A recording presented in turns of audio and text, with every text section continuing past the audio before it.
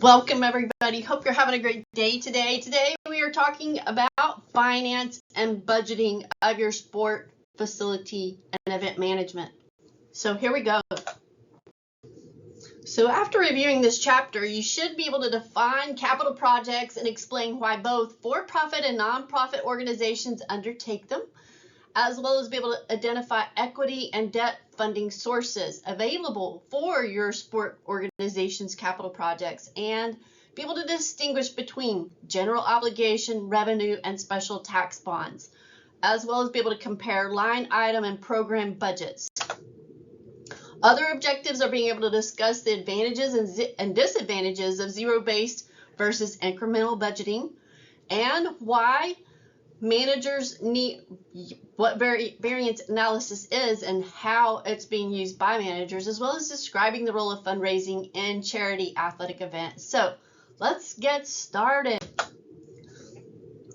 So a capital project is a project to construct either new facilities or make significant long-term renewal improvements to existing facilities.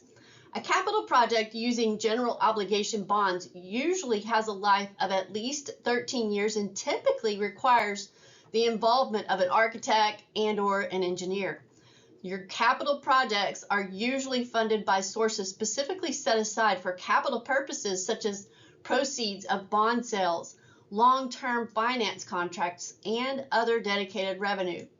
New construction and improvements to existing athletic structures are critical to providing student athletes an elite collegiate experience, and producing top-flight training and competition venues attracts the most gifted student athletes while creating an environment where they are much more likely to reach their physical potential.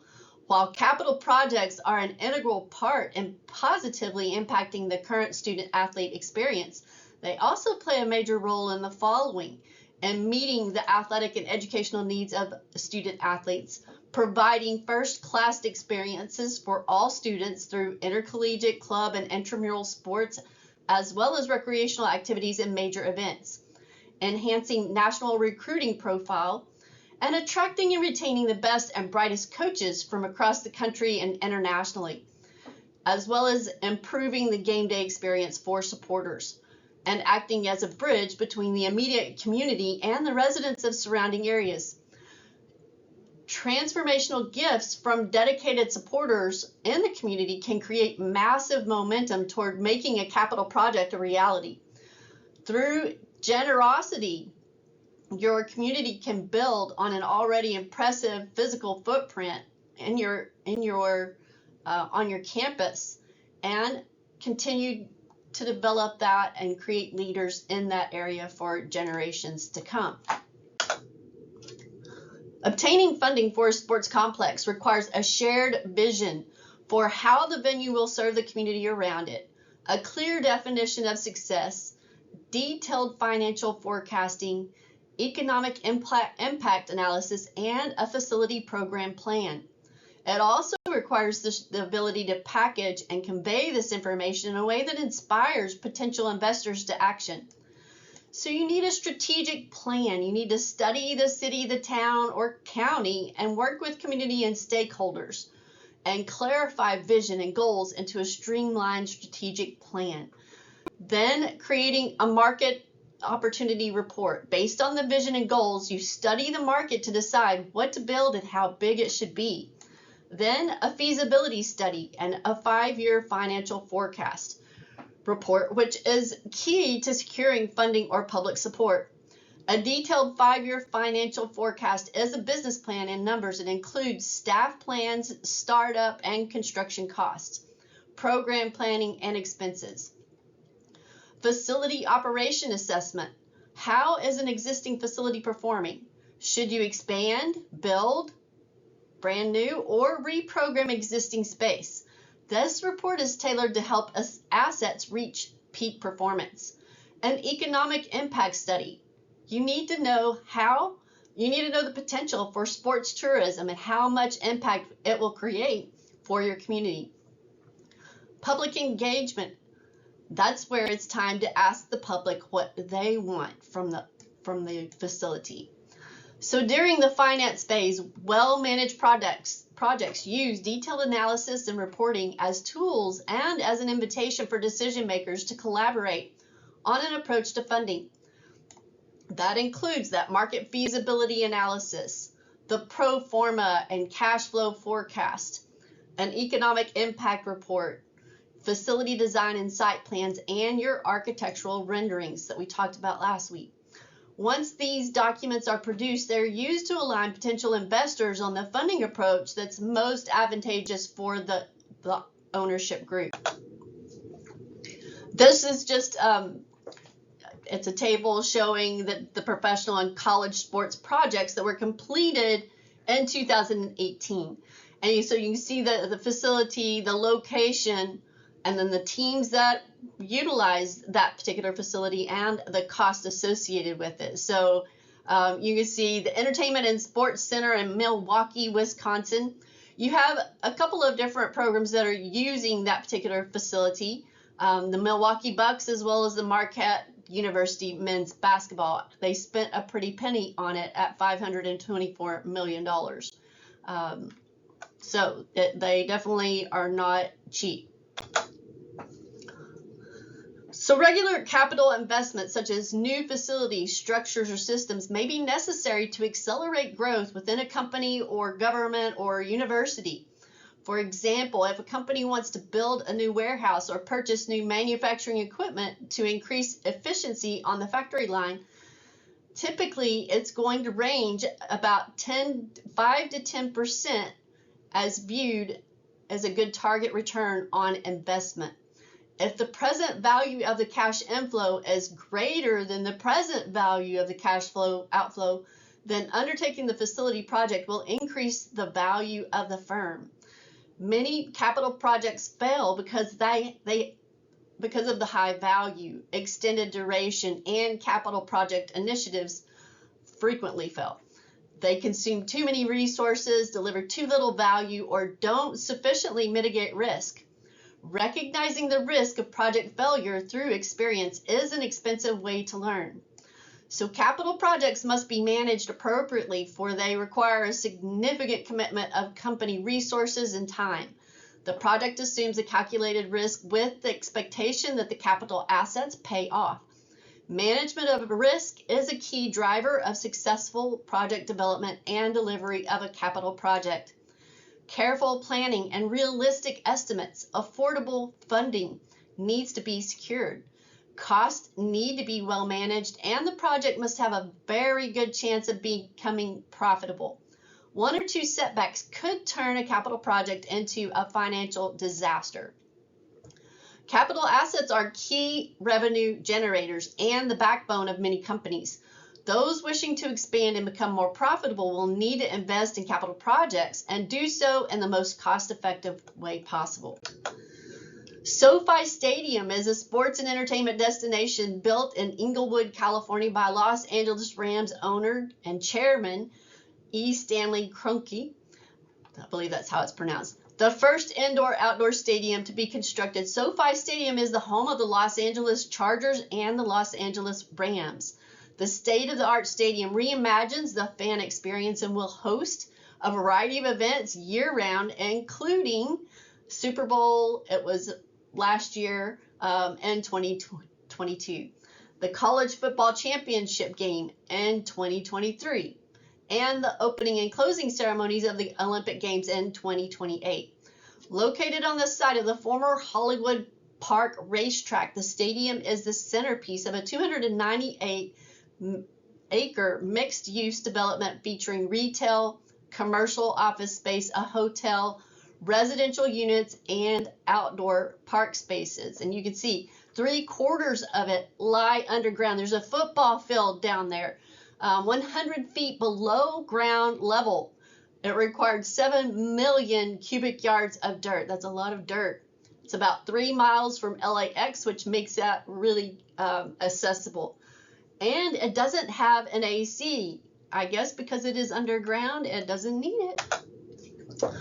Here are some other details about it. Opened in 2020, and you can see it's got 3.1 million square feet. It is an indoor-outdoor stadium. and costs $5 billion to construct. It seats 100,000 people. And and as I mentioned, it's going to host the 2028 opening and closing ceremonies for the Olympics. And you've got the College Football National Championship that's coming up this year, 2023, and the Men's World Cup in 2026. The roof has an LED screen that can air live TV to passing airplanes. That's crazy. So you have glass screening on the roof that helps in doing that. It's not retractable. So anyway, it is open on the sides to take advantage of the Southern California breezes, and its hanging video screen is larger than the football field. The Infinity screen is what is called by Samsung, is the largest type of screen in sports. And it's 70,000 square feet of digital LED with about 80 million pixels. And they also have in the stadium 5G high-speed internet, which is a requirement pretty much now.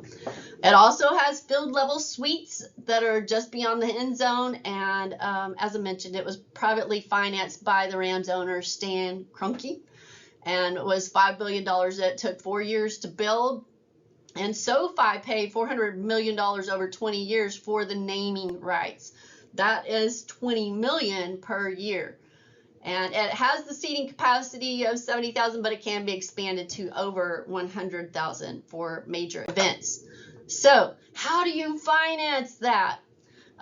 Equity is something that you look for. In finance, equity is ownership of assets that may have debts or other liabilities attached to them.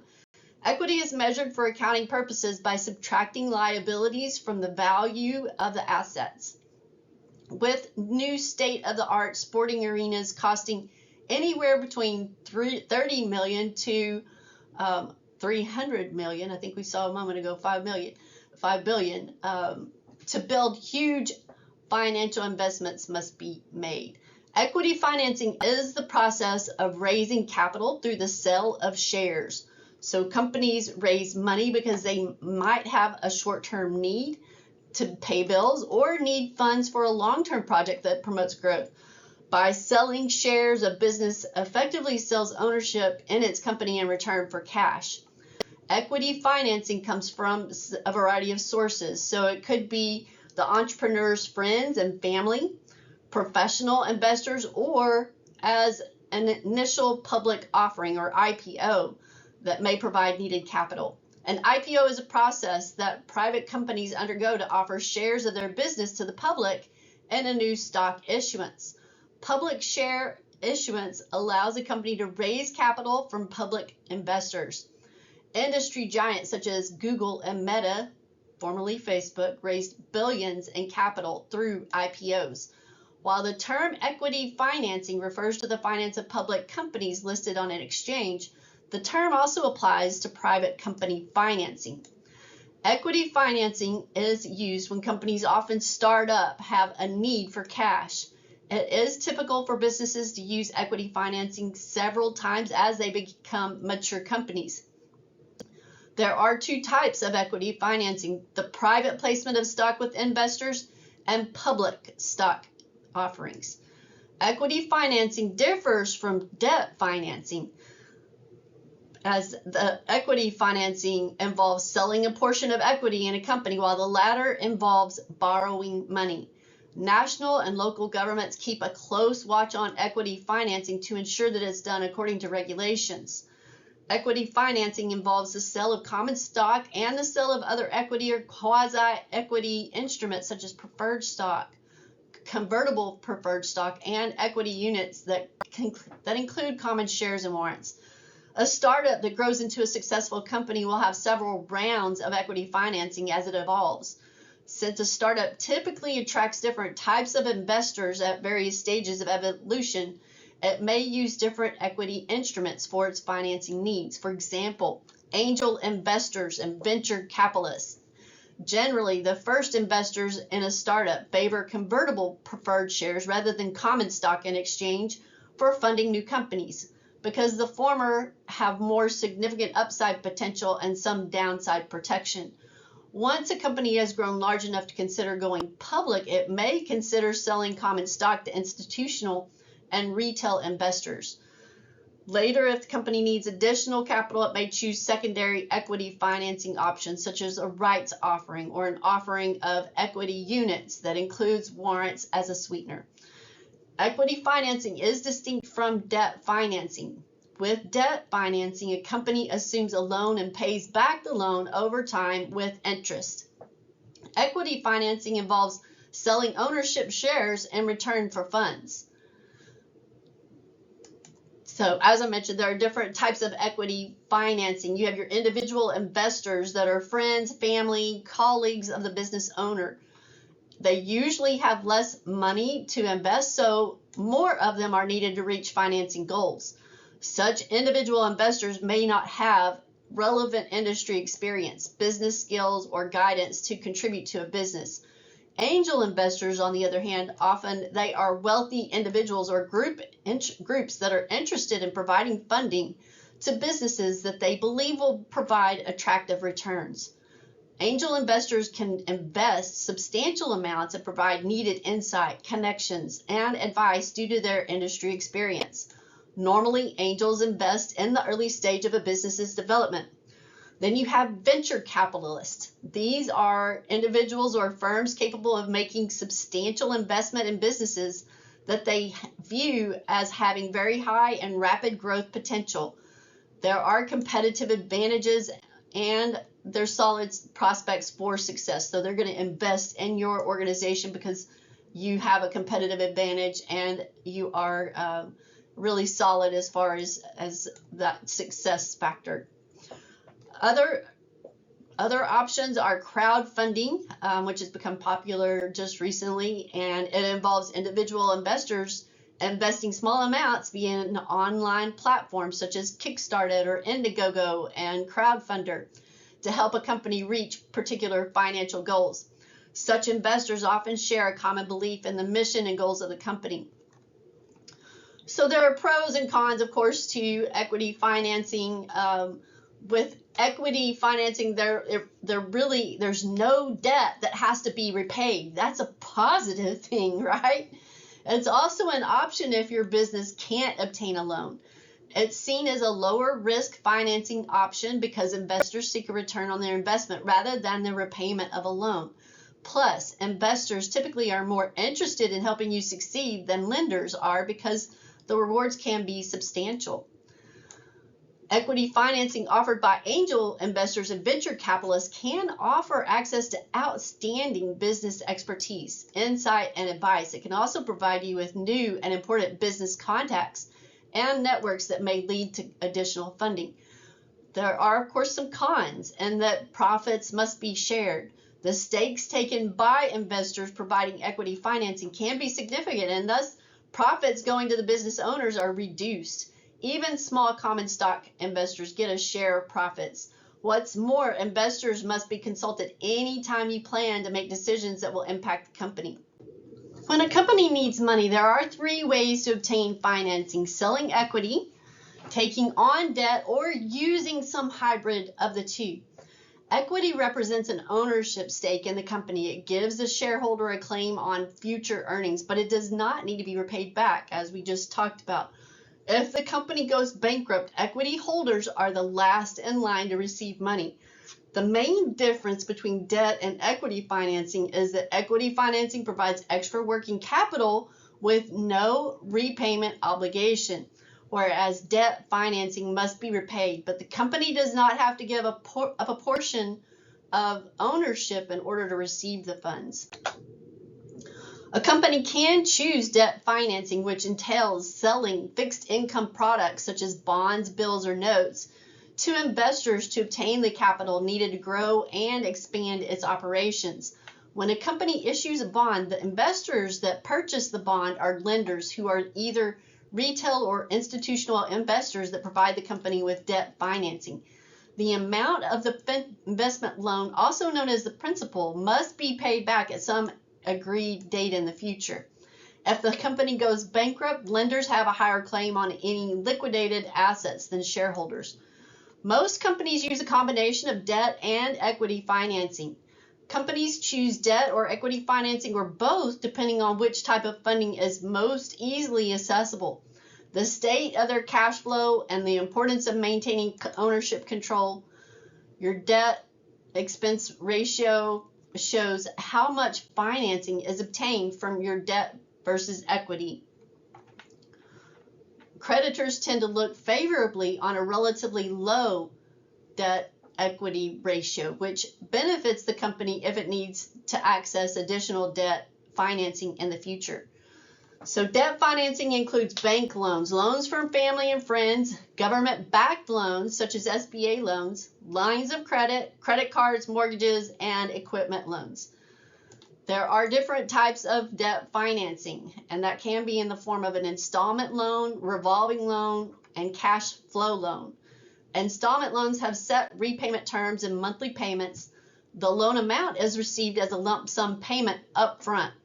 These loans can be secured or unsecured. And revolving loans provide access to an ongoing line of credit that a borrower can use, repay, and repeat. Credit cards are an example of revolving loans.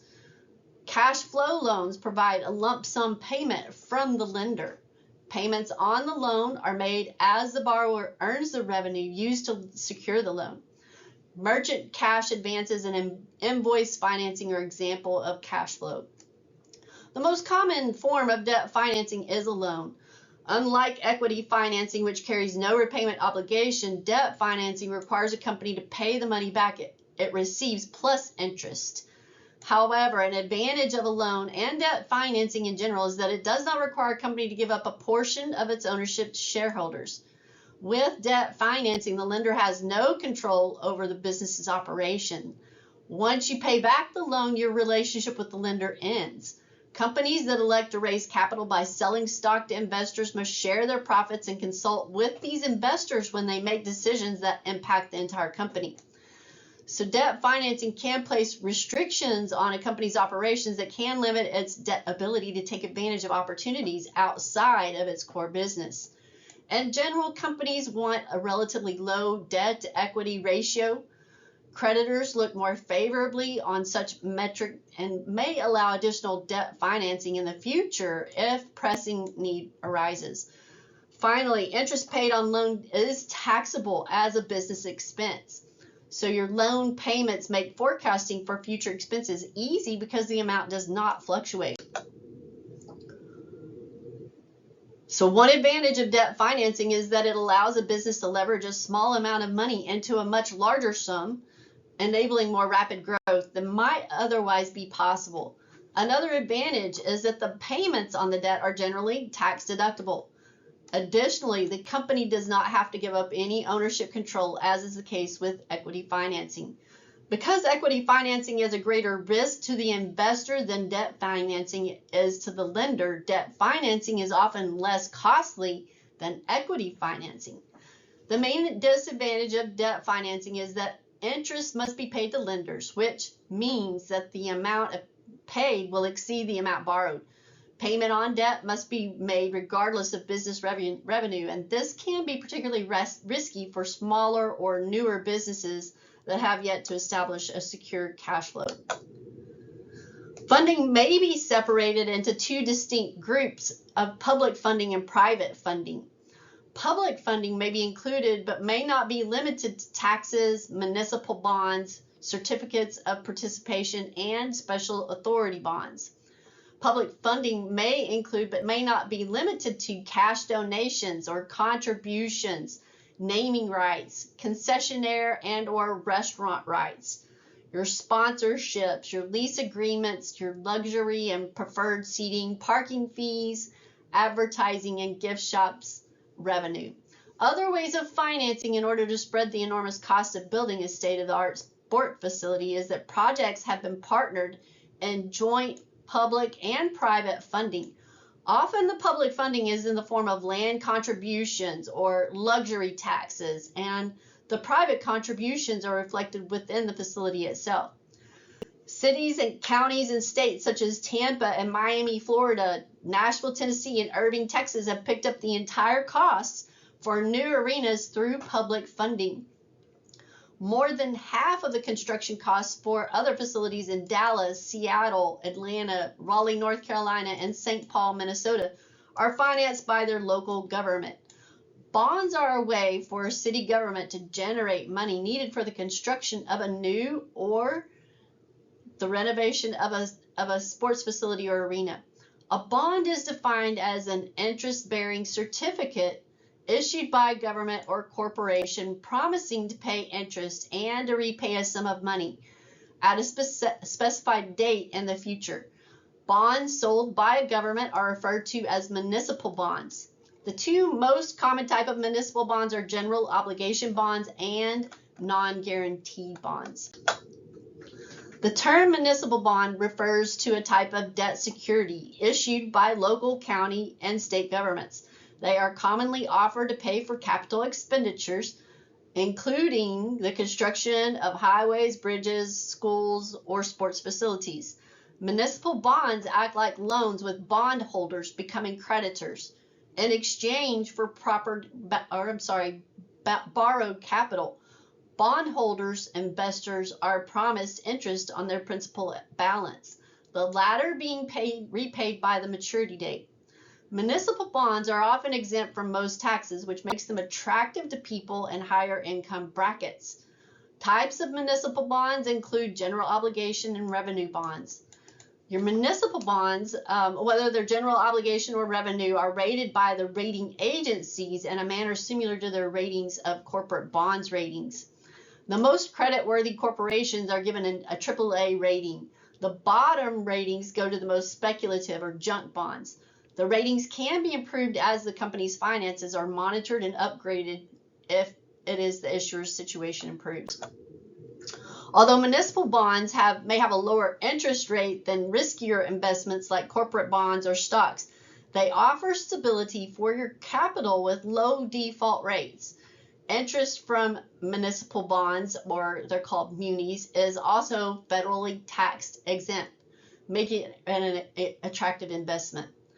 A major benefit of municipal bonds or munis is that the interest they pay is generally exempt from federal income taxes.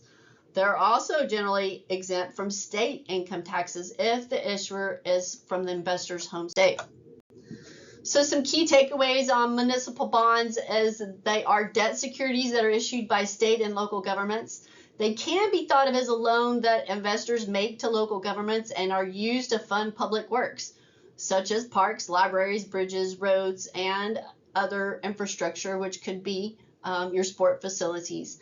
Interest paid on municipal bonds is often tax-free, making them a really attractive investment for those people in higher tax brackets. And general obligation munis provide cash flow generated from taxes collected on a project. Revenue munis return cash flow generated from the project itself. A municipal bond is a debt obligation issued by a nonprofit organization, a private sector corporation, or another public entity using the loan for public projects. Municipal bonds, which are known as muni bonds or munis, can generate tax-free income for qualified residents but pay lower coupon interest rates as a result compared with taxable bonds. A municipal bond is categorized based on the source of its interest payments and principal repayments. A bond can be structured in different ways, offering various benefits, risks, and tax treatments. Income generated by municipal bond may be taxable. For example, a municipality may issue a bond not qualified for federal tax exemption, resulting in the generated income being subject to federal taxes. A general obligation bond is issued by government entities and not backed by revenue from a specific project, such as a toll road. Some general obligation bonds are backed by dedicated property taxes. Others are payable from general funds. Some state governments permit the state to fund construction and other capital expenses by selling these general obligation bonds. that are backed by their tax bases. They are considered to be a full faith and credit obligation bond. Both state and local governments usually ask voters to approve these general obligation bonds or GO bonds issues, an opportunity not available to voters by federal governments. Most of the time, voters approve the issues even though it may increase local debt and taxes. Since 1993, a majority of public referenda, 23 of 41, have been approved, totaling $4.4 billion in public funding.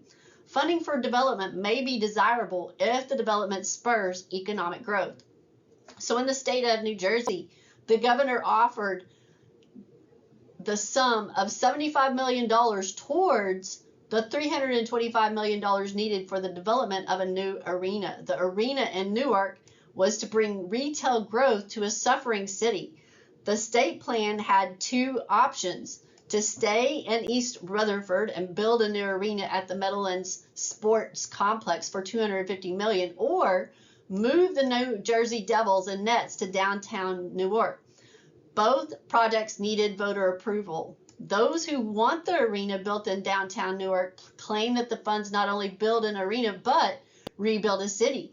The funds will go to improving access arteries and highways, exit ramps, and a new parking garage. But the minimal state investment may keep the teams in the Meadowlands, since the governor is not convinced the new downtown sports arena can spur economic revitalization in the city. One assemblyman disagreed, saying that the lawmakers need to seek more state funds for the Newark project.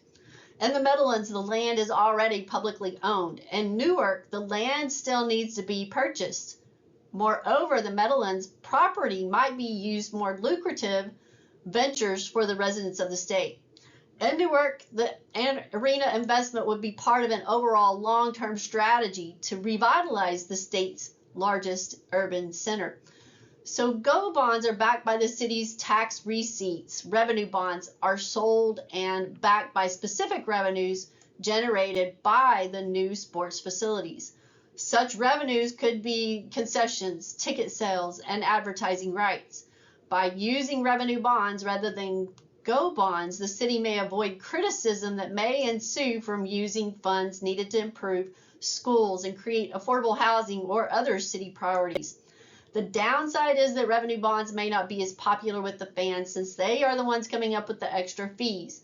The city of Boston is considering imposing a surcharge of up to $100,000 on luxury box and club seats. They are also considering a personal seat license for all ticket holders. The personal seat license requires season ticket holders to purchase the right to buy certain seats every year. A revenue bond secures the principal and interest payments through the issuer or via sales, fuel, hotel occupancy, or other taxes. When a municipality is the conduit issuer of bonds, a third party covers interest and principal repayments. Revenue bonds, which are sold by state and local governments, account for about 2/3 of the $100 to $200 billion in new state and local government debt. Your general obligation account for about 1/3. Your general obligation versus revenue bonds. General obligation bonds are serviced out of appropriations and backed by the credit and tax base of the issuing unit of government. Interest and principal on revenue bonds are paid from the revenues of the facilities that were built with the money received from their sale. Generally, the supply of revenue bonds is greater in longer maturities, while the supply of general obligation bonds are greater in intermediate maturity. GO bonds are considered a better credit risk because of the taxing authority behind them. Many long-term municipal bonds, timely payments are ensured. It's intended to protect the funds against loss in the event of a state or local government's unit default. Residents frequently do not support bonds or increases in tax bases because income from state and local government, general obligation and revenue bonds is exempt from federal income tax. They have a strong appeal to many taxpayers. Unlike the federal government, which has maintained its reputation for prompt payment of debts, state and local governments have periodically in recent years defaulted on their bonds or have come close to doing so, making it important to be mindful of the credit quality of the government securities. We're facing that right now with our nation. In the state of Texas, there was a controversy around the arena funding bill called House Bill 92, passed in 1997. House Bill 92 is a tool that communities can use as a possible funding option for the development of new sport facilities by levying taxes and tapping sales tax funds. The bill authorizes cities to tap the sales tax to fund other economic development projects. One of those was, this was a few years ago, but it was State Senator Frank Madla who had a proposal using the House Bill 92 to couple the funding of a new arena, community projects, and a campus expansion at the University of Texas, San Antonio. Considering the little support that voters had toward approving a sales tax to fund a new sports arena, a referendum involving a combination of many different projects might have had more of an appeal. Your community leaders reacted to the idea of a bundled project referendum with apprehension. And although it may have more voter support, the plan limited the amount of money that could be raised for any one project. A half-cent tax would bring in about $50 million a year, and spread out over several projects. It is not a lot of funding. A half-cent sales tax was also desired solely for the building of a new arena for the San Antonio Spurs, and the livestock show and rodeo, and ice hockey. Besides the use of sales tax, House Bill 92 authorizes the levying of other public taxes, such as motor vehicle rental tax, event parking tax, hotel occupancy tax, and facility use tax, which allows visiting teams to be charged up to $5,000 per game for the use of the facility. The burden of the taxes levied fall on the visitors rather than the general public. This attracted opposition from trade groups and convention groups whose members depend on tourism. The thought is that when hotel and car rental taxes are increased, fewer people will consume those services. Those opposed to the idea feel that the city visitors gets poorer by paying for something he or she may not use, like a new arena, but the owners and players get richer. In San Antonio, voters did approve a $110 to $147 million to be raised through hotel and car taxes only by slim margins. Of the 125,000 votes cast, the arena referendum passed by 1,642 votes. That's not very many.